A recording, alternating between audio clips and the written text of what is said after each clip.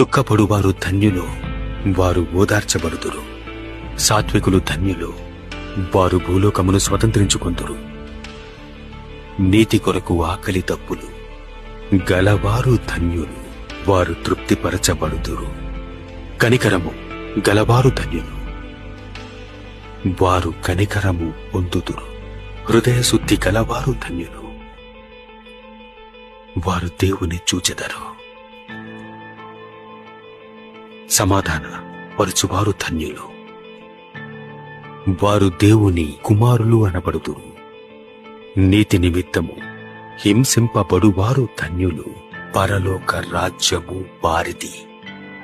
నా నిమిత్తము జనులు మిమ్మును నిందించి హింసించి మీ మీద అబద్ధముగా చెడ్డమాటలెల్లా పలుకున్నప్పుడు మీరు ధన్యులు.